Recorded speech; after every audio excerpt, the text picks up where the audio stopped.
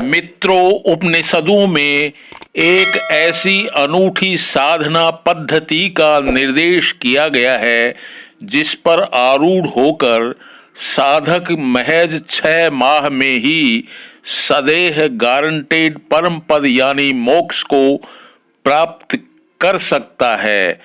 कृष्ण यजुर्वेदीय अमृत नादोपनिषद मंत्र संख्या 30 क्या कहती है, सुनिए। इच्छयाप्नोति कैवल्यम षष्ठे मासी न संशय है, अर्थात 6 मास में अपनी इच्छानुसार निसंदेह साधक कैवल्य यानी मोक्ष को प्राप्त करने में समर्थ हो जाता है। अब प्रश्न उठता है कि आखिर ऐसी कौन सी साधना प्रविधि है जो इतनी जल्दी ही फलदायिनी हो जाती है, और उसका क्या नाम है। मित्रों, उस साधना पद्धति को 12 मात्राओं का स्मरण या सुमिरन कहा जाता है। अब सुनिए इसके बारे में। अमृत नादोपनिषद मंत्र संख्या 24 क्या कहती है। ताल मात्रा विनिष्कंपो धारणा योजनम तथा 12 मात्रो योगस्तु काल तो नेमः स्मृतः, अर्थात 12 मात्राओं की आवृत्ति वाली यह योगाभ्यास की क्रिया ताल वृक्ष के समान ही कुछ ही काल में फलदायिनी सिद्ध होती है। मित्रों, अब हम 12 मात्राओं के स्मरण या सुमिरन की इस औपनिषदिक पद्धति का ऋग्वेदीय नाद बिंदुपनिषद के आधार पर खुलासा करने का प्रयास करते हैं। इसकी यथार्थ एवं प्रायोगिक जानकारी तो कोई योग्य खोजी गुरु ही दे सकते हैं। सहस्त्राण मतिवात्र मंत्र एष प्रदर्शितः एवमेतां समारूढ़ो हंस योग विचक्षणः, मंत्र संख्या 5। न भिद्यते कर्मचारैः पाप कोटि शतैरपि आग्नेयी प्रथमा मात्रा वायवेशा तथा परा, मंत्र संख्या 6। अर्थात उनसे प्राप्त क्रिया विधि द्वारा सहस्त्रावयव युक्त प्रणव रूप हंस पर आसीन होकर कर्मानुष्ठान ध्यान आदि में रत हंस योगी विचक्षण पुरुष ओंकार की श्रेष्ठ विधि से मनन व चिंतन करता हुआ सहस्त्रों करोड़ों पापों से निवृत्त होकर मोक्ष पद को प्राप्त कर लेता है। ओंकार के देवता अग्नि हैं, उसका स्वरूप भी अग्नि मंडल जैसा है।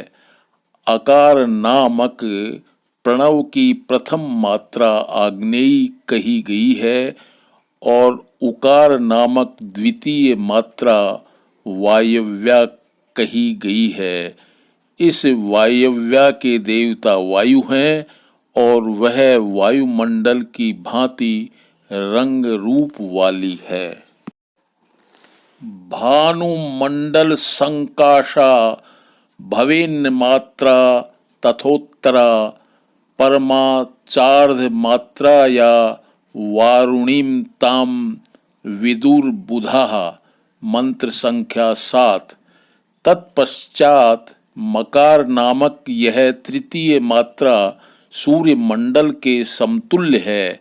इस मात्रा के देवता सूर्य हैं तथा चतुर्थ मात्रा अर्ध मात्रा के रूप में वारुणी कही गई है। इस वारुणी के देवता वरुण हैं। काल त्रये अपि यस्येमा मात्रा नूनम प्रतिष्ठितः एष ओंकार आख्यातो धारणा भी निबोधतः। मंत्र संख्या 8। अर्थात इन उपर्युक्त चारों मात्राओं में से हर एक मात्रा तीन तीन काल अथवा काल रूप हैं। इस प्रकार ओंकार को द्वादश कलाओं से युक्त कहा गया है। अर्थात यह 12 मात्राओं का स्मरण या सुमिरन है। धारणा, ध्यान एवं समाधि के द्वारा इसे जानने का प्रयास करना चाहिए। 12 मात्राओं के सुमिरन के अंतर्गत प्रत्येक मात्रा का नामकरण भी किया गया है। घोषिणी प्रथमा मात्रा, विद्युन मात्रा तथा परा, पतंगिनी तृतीया, यत् चतुर्थी वायुवेगिनी। मंत्र संख्या 9। अर्थात प्रथम मात्रा घोषणी कही गई है, द्वितीय मात्रा का नाम विद्युन मात्रा है, तृतीय मात्रा पातंगी और चतुर्थ मात्रा वायुवेगिनी के नाम से जानी जाती है। पंचमी नाम धेया तु षष्ठी चैन्द्रिय विधीयते, सप्तमी वैष्णवी नाम, अष्टमी सांकृति च। मंत्र संख्या 10। अर्थात पांचवी मात्रा का नाम धेया है और छठवीं मात्रा ऐन्द्री के नाम से जानी जाती है। सातवीं मात्रा का नाम वैष्णवी और आठवीं मात्रा शांकरी के नाम से प्रसिद्ध है। नवमी महती नाम धृतिस्तु, दशमी मता, एकादशी भवेन्नारी, ब्राह्मी तु द्वादशी परा।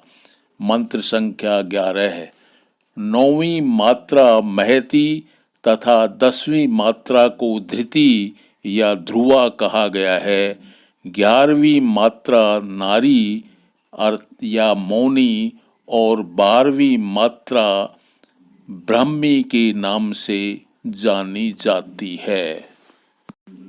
अब आगे के मंत्रों में साधक द्वारा प्रत्येक मात्रा में प्राण परित्याग करने पर वह कौन सा जन्म प्राप्त करता है का वर्णन प्रस्तुत किया गया है। प्रथमायाम तु मात्रायाम यदि प्राणैर वियुज्यते भरते वर्ष राजासौ सार्वभौमे प्रजायते। मंत्र संख्या 12। यदि प्रथम मात्रा में प्राणों का परित्याग साधक करता है तो वह भारतवर्ष में सार्वभौमिक चक्रवर्ती सम्राट के रूप में जन्म लेता है।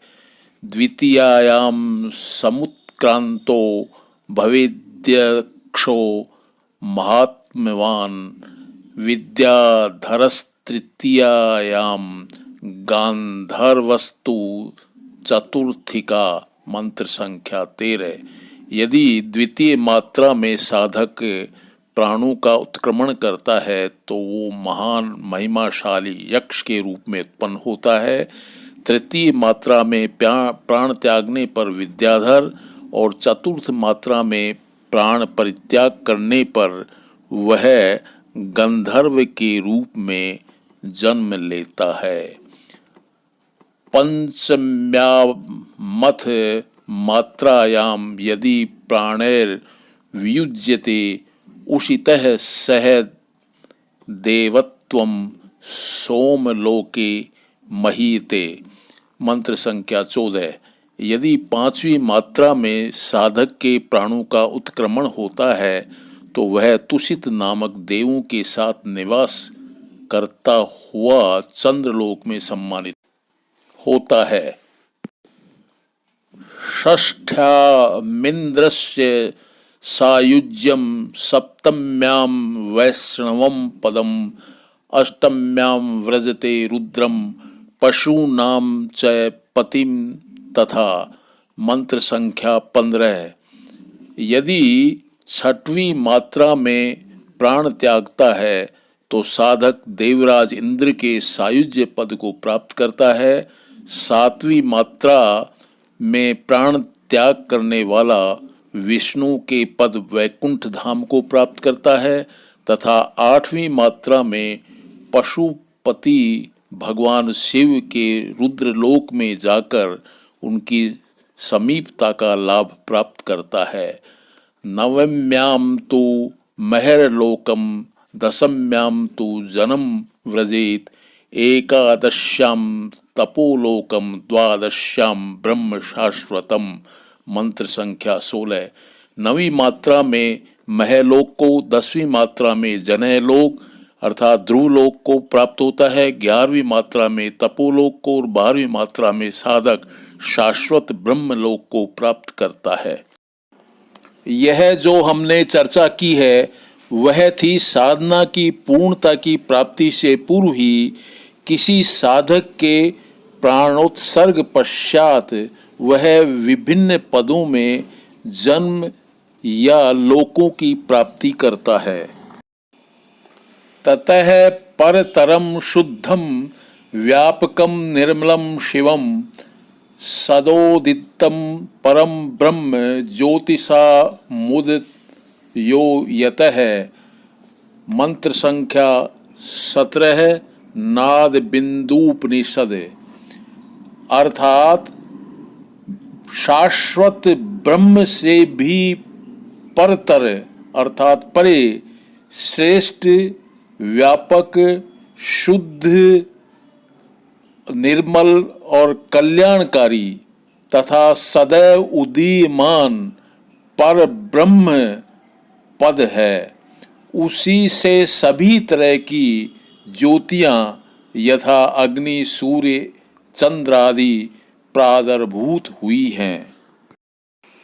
अतीन्द्रियम गुणातीतम मनोलीनम यदा भवेत अनुपमम शिवम शांतम योग युक्तम सदा विशेत। मंत्र संख्या 18। अर्थात जब उस श्रेष्ठ साधक का मन समस्त इंद्रियों एवं 3 गुणों से परे होकर परम तत्व में विलीन हो जाता है तब वह उपमा रहित कल्याणकारी शांत स्वरूप हो जाता है। ऐसी उच्च स्थिति में पहुँचे हुए साधकों को योग युक्त कहा जाता है। ततो विलीन पाशो असौ विमलः कमला प्रभुः ते नैव ब्रह्म भावेन परमानंदमश्नुते। मंत्र संख्या 20।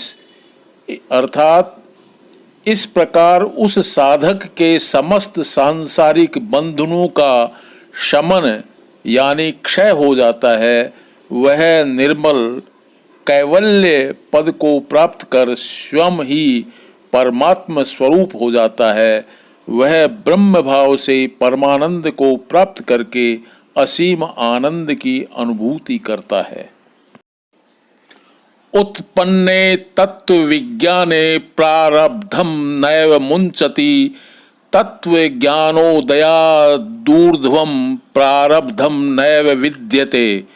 मंत्र संख्या 22। देहादीनाम सत्वात्तु यथा स्वप्ने विबोधतः कर्म जन्मांतरीयम यत प्रारब्धमिति कीर्तितम।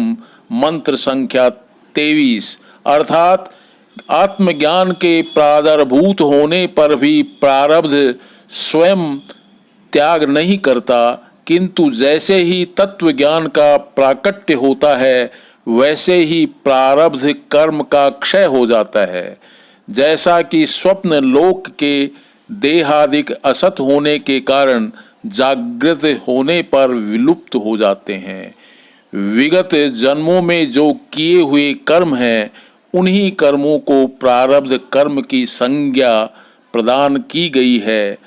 यत्तु जन्मांतरा भावात पुंसो नैवास्ते करहिचित स्वप्न देहो यथा अध्यस्तस्थतय वायम ही देह कह। मंत्र संख्या 24। अर्थात आत्म ज्ञानी के लिए तो जन्म जन्मांतर भी नहीं है, इसलिए प्रारब्ध कर्म ज्ञानी के लिए कभी भी बाधक नहीं होता। जैसे स्वप्नकालीन देह नहीं होती, केवल अध्यास मात्र रस्सी में सर्प की तरह ही होती है, वैसे ही यह जागृत अवस्था का शरीर में अध्यास मात्र ही है।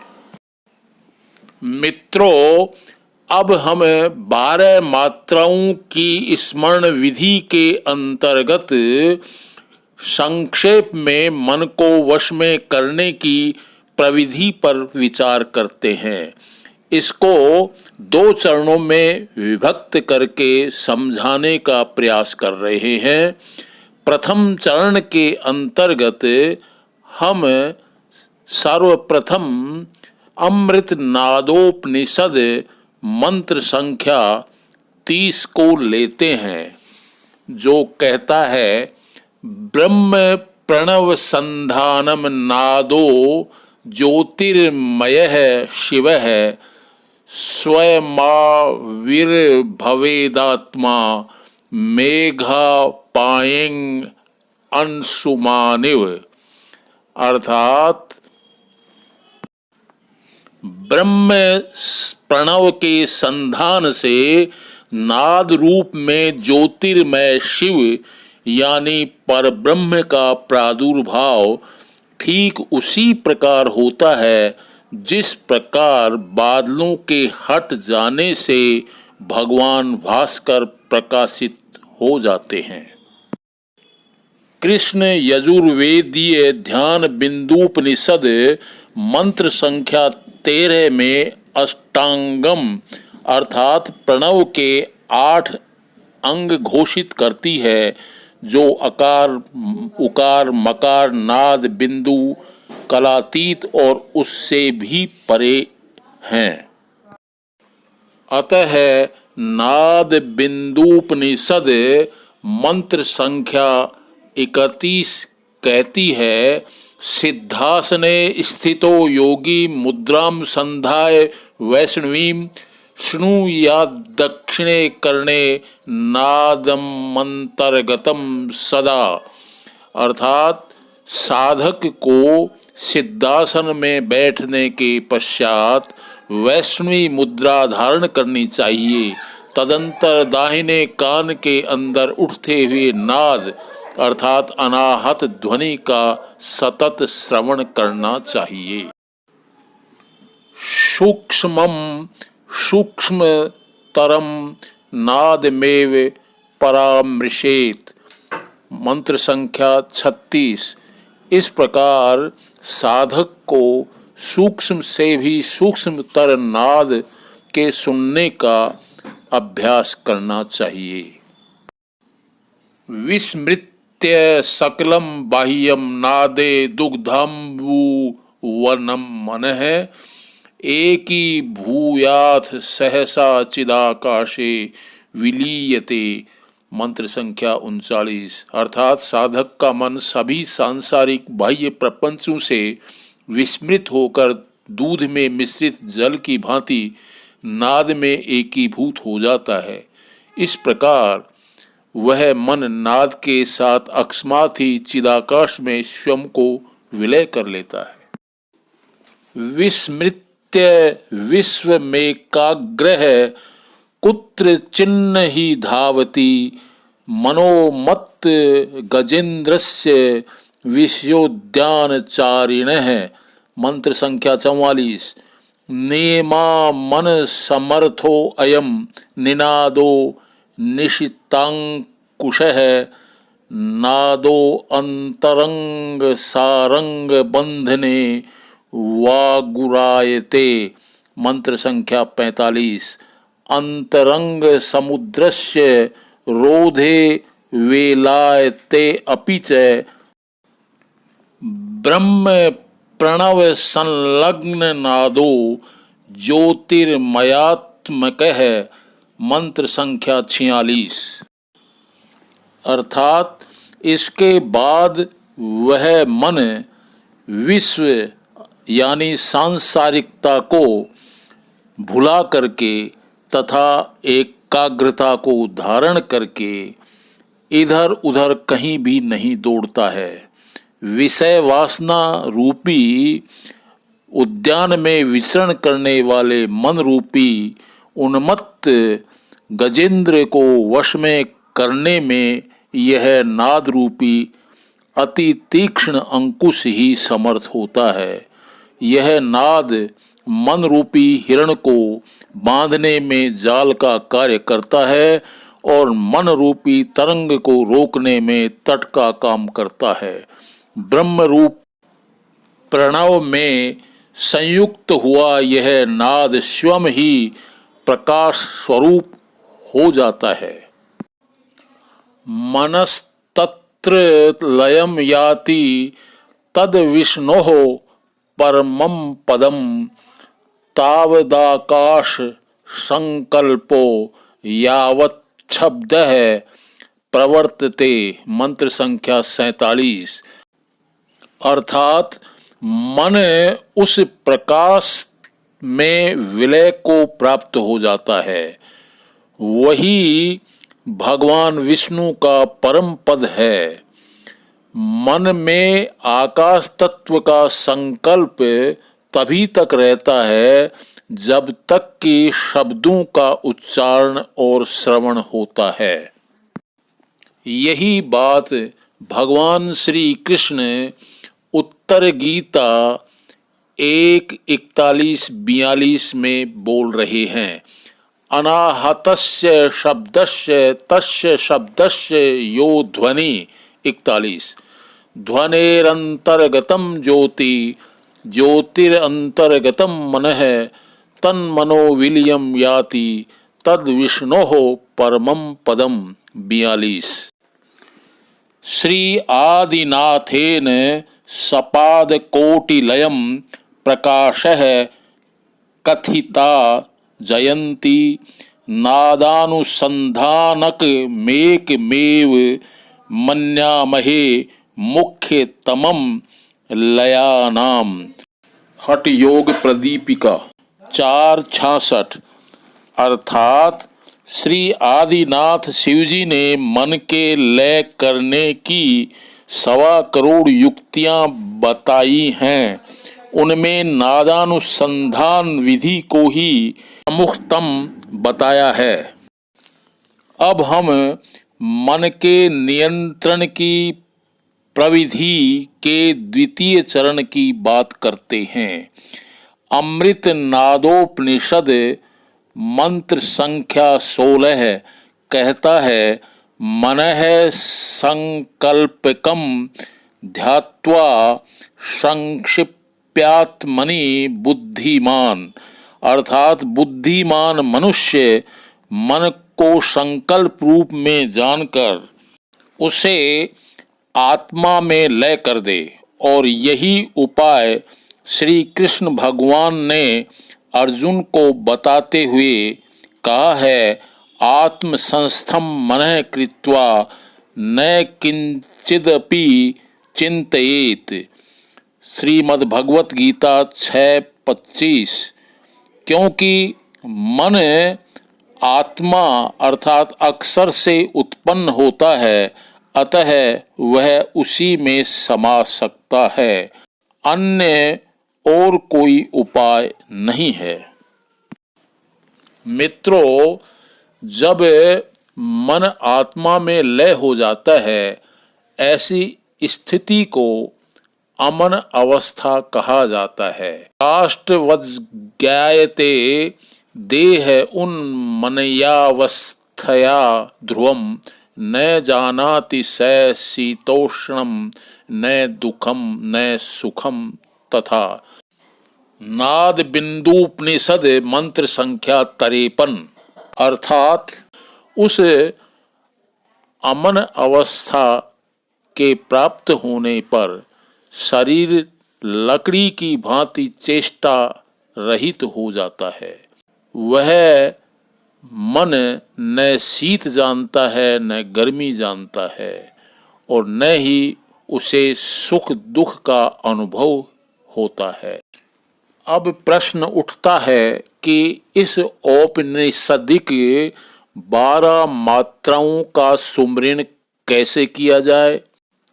तो सुनिए इसके बारे में अमृत नादोपनिषद मंत्र संख्या 25 में क्या कहती है। अघोषम व्यंजनम स्वरम च एतालु कंठोष्ट मनासिकम च यत अरेफ जात मुभयोस्म वर्जितम यदक्षरम न क्षरते कथमचित। अर्थात इस प्रणव घोष का उच्चारण बाह्य प्रयत्नों से नहीं होता है। यह व्यंजन एवं स्वर भी नहीं है। इसका उच्चारण कंठ, तालु, ओष्ठ एवं नासिका आदि से भी नहीं होता है। इसका दोनों ओष्ठों के अंत में स्थित दंत नामक क्षेत्र से भी उच्चारण नहीं होता है।